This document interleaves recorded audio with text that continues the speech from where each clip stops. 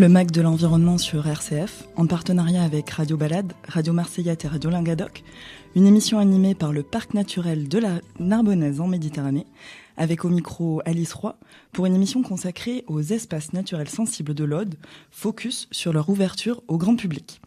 Jusqu'à présent, cette émission était animée puis co-animée par Marion Thibat, directrice de la culture au parc, qui a pris très récemment sa retraite.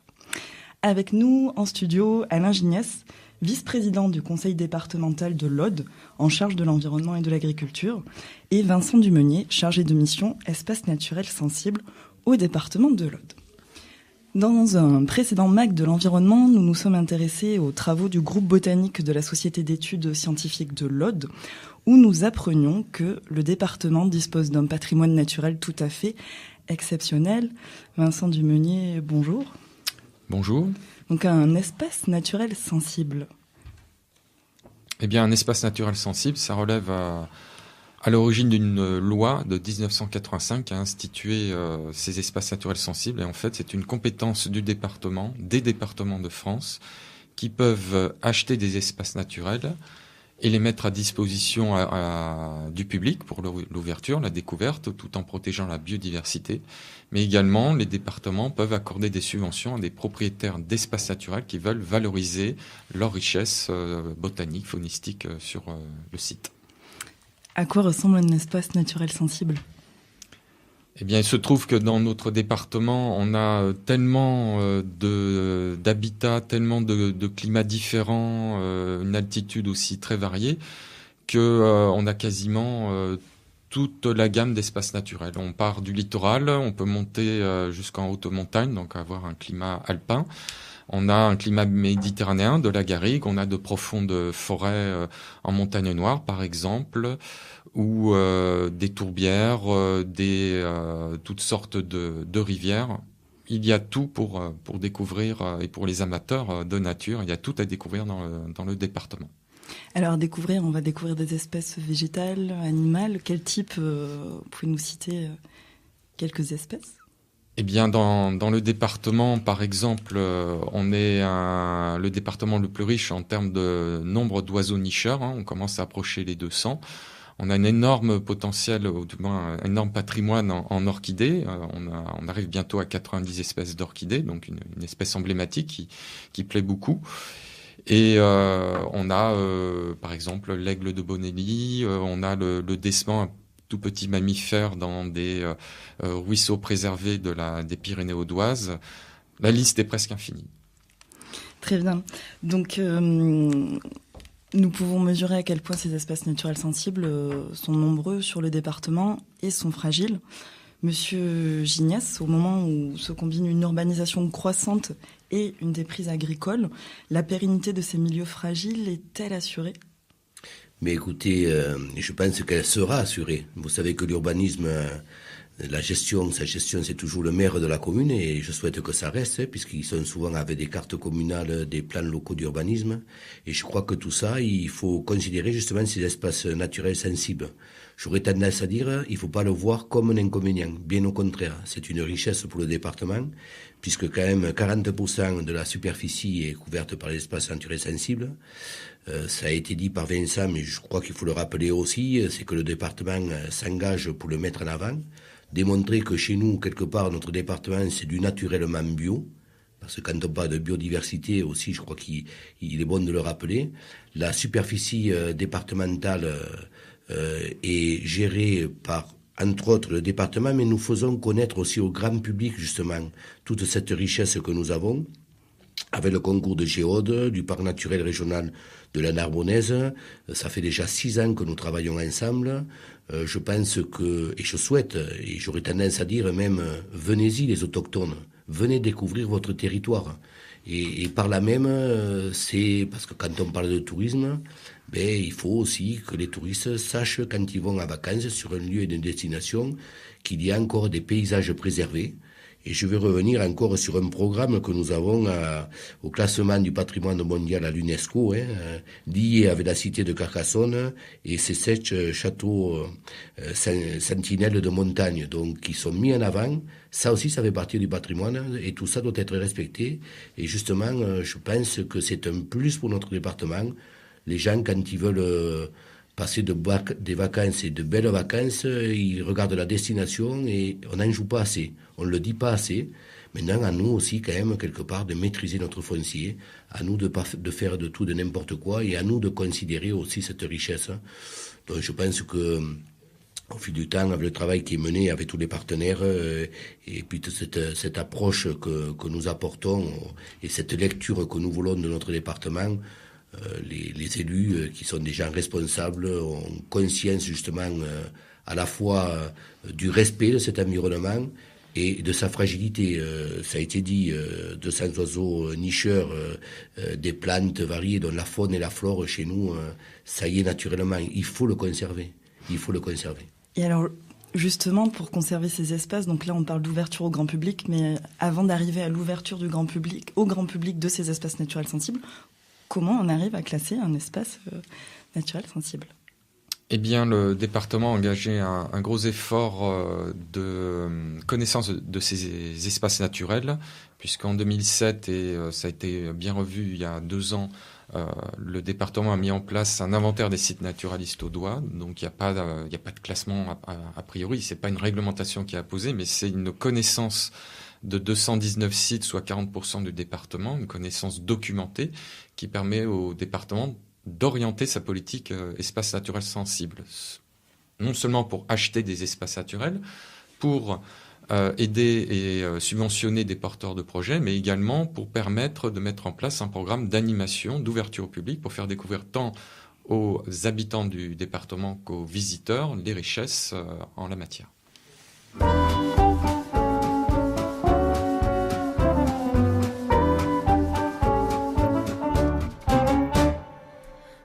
Jamais le monde n'aura plus, jamais ce visage excentrique. Tu n'auras jamais plus pour moi ce regard magnétique qui me lave l'esprit, qui me lave la tête, enfermée dans la cage à perpète des alouettes qui volettent dans le miroir. Aux alouettes, le beau miroir. Mais quand mon cœur s'est brisé, le miroir éclaté en 1000 morceaux aiguisés. Syndrome du cœur brisé, le miroir est cassé.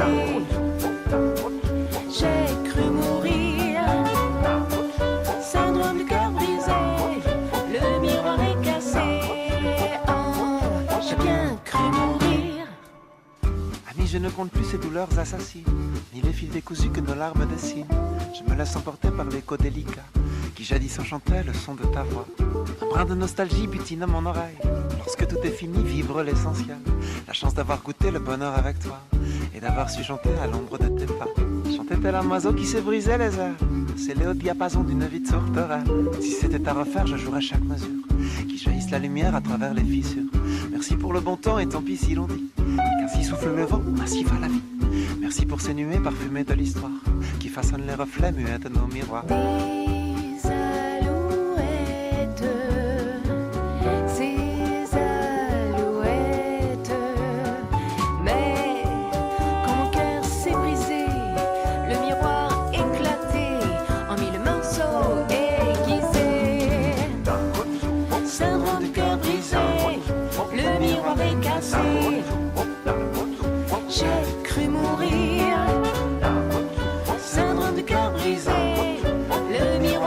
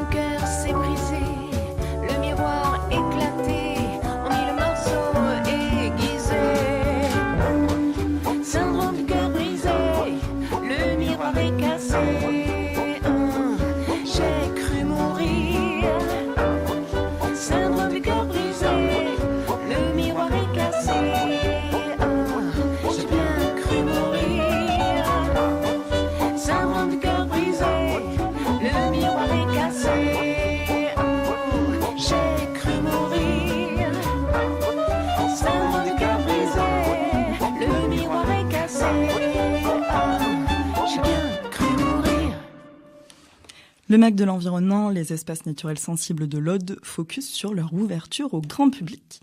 Nous venons de découvrir à quel point ces milieux fragiles sont importants à l'échelle du département. Vincent Dumenier, vous nous expliquiez que l'ouverture de ces espaces au grand public vient suite à un travail important de préemption, d'acquisition du foncier, d'inventaire. Pour certains et certaines, ces espaces naturels sensibles peuvent apparaître comme des espaces mis sous cloche, alors que justement, non, vous travaillez pour que finalement ces espaces soient découverts et arpentés par le grand public. En effet, il y a une première phase quand on s'est mis d'accord avec le propriétaire pour valoriser ce site, ou si c'est une propriété départementale, donc une première phase d'inventaire, où là, on envoie des spécialistes donc, pour connaître la faune et la flore, et on ne tient pas forcément à ce qu'il y ait le grand public pour avoir un peu de tranquillité pour justement dénicher les bonnes espèces.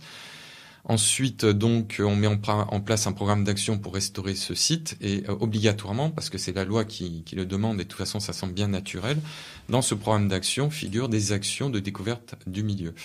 Et là, on peut y faire venir le public, soit sur des sentiers d'interprétation avec des panneaux, soit par des animations avec un guide professionnel qui saura pour tout type de public faire découvrir la magie du milieu. Et je voulais vraiment revenir sur cet aspect, cette expression de mise sous cloche. On n'est pas du tout dans cette idée, puisque un peu partout en France, si des territoires connaissent des profonds problèmes de déprise agricole, donc les milieux s'embroussaillent au fur et à mesure, et la forêt gagne énormément de surface. Alors, ça peut pas être évidemment un défaut en soi, mais on perd en biodiversité, puisque c'est dans ce mot, biodiversité, il faut une diversité de milieux pour avoir une diversité d'espèces. Donc le département essaie toujours de pouvoir un entretien vertueux du milieu, et ça passe souvent par la mise en place de troupeaux, donc d'éleveurs qui sont à la recherche de foncier, qui ont toujours besoin de pâturage. Eh bien, il se trouve qu'il y a une bonne rencontre de différentes aspirations, l'aspiration du département pour conserver la biodiversité, et des éleveurs qui sont à la recherche de foncier et qui viennent nous entretenir de façon écologique le milieu. Alain Gignasse. Oui, je voudrais reprendre justement sur le volet agricole, puisque je suis responsable par ailleurs au niveau de l'environnement et surtout de l'agriculture, au niveau de l'élevage. Aujourd'hui, ce qui nous préoccupe le plus au niveau du département, c'est cette nouvelle mesure qui nous a été destinée sous forme de carte sur les zones défavorisées, justement.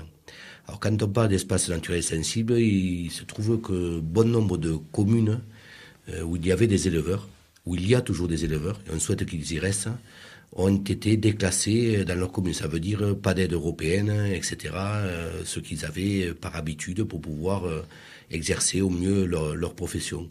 Et le département s'est engagé justement à les soutenir, parce que nous savons très bien que cet espace-là, et pour revenir sur l'espace naturel sensible, quand on a la chance d'avoir des éleveurs qui se sont installés, c'est tout un entretien de l'espace qui se fait naturellement.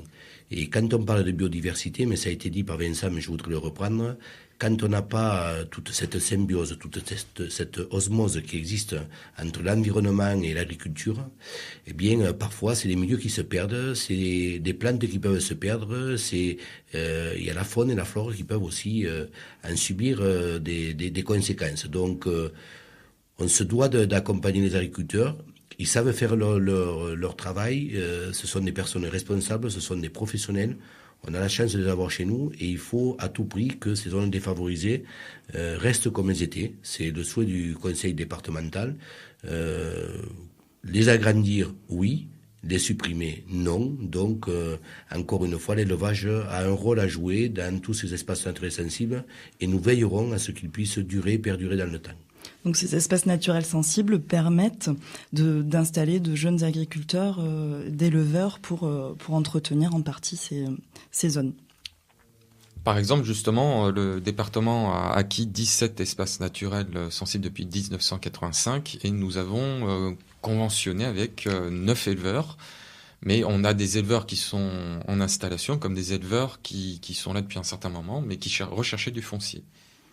Très bien. Donc, Les éleveurs entretiennent en partie ces espaces naturels sensibles et aujourd'hui, on fait un focus sur l'ouverture de ces espaces au grand public.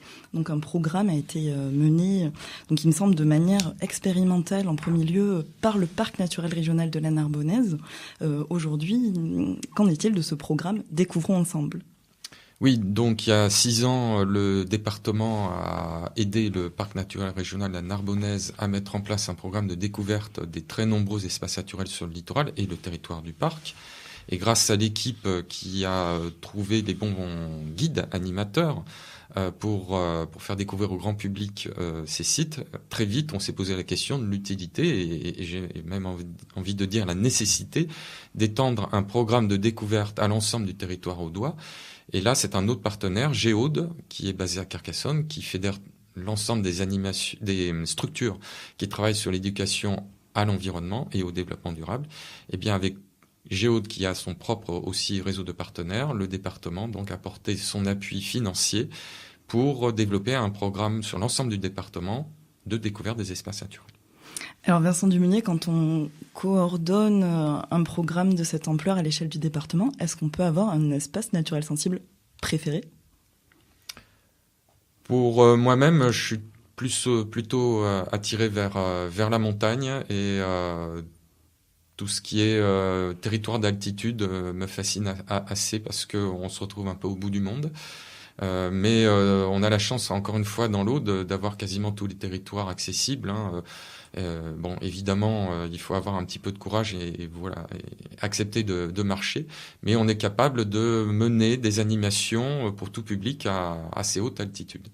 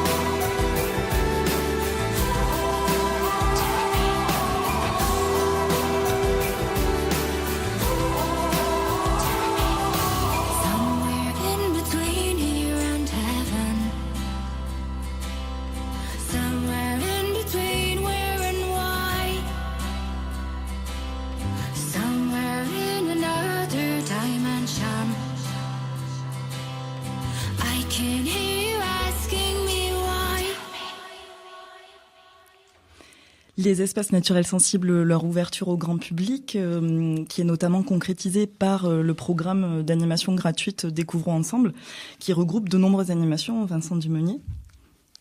Oui, donc cette année 2017, pour la 6e année consécutive, le département avec ses partenaires Géode et le PNR de la Narbonnaise propose au grand public environ 110 animations entre avril et novembre sur tout le département, littoral, montagne, environ de Carcassonne, Cassénaudary, il y a vraiment pour tous les goûts. Et on peut y découvrir toutes sortes de choses, tant la faune que la flore, les paysages, certains aspects géologiques. Et ce qu'il faut savoir, c'est qu'à chaque fois, il y aura un guide animateur compétent qui sait accueillir tout type de public, s'adresser à tout type de public. Faut pas croire que c'est uniquement réservé pour un public scientifique, non, c'est vraiment à la portée de tous. C'est grand public. Et encore, justement, l'autre jour, j'entendais une personne en situation de handicap qui nous disait que c'était avec impatience qu'elle attendait ses sorties pour aller dans la nature. Vincent Dumenier, si vous nous ameniez sur le terrain. Alors c'est en effet une spécificité de ce programme que l'on appelle le programme Ensemble, ENS Amble. Depuis plusieurs années, on essaie de développer l'accès pour certaines formes de handicap.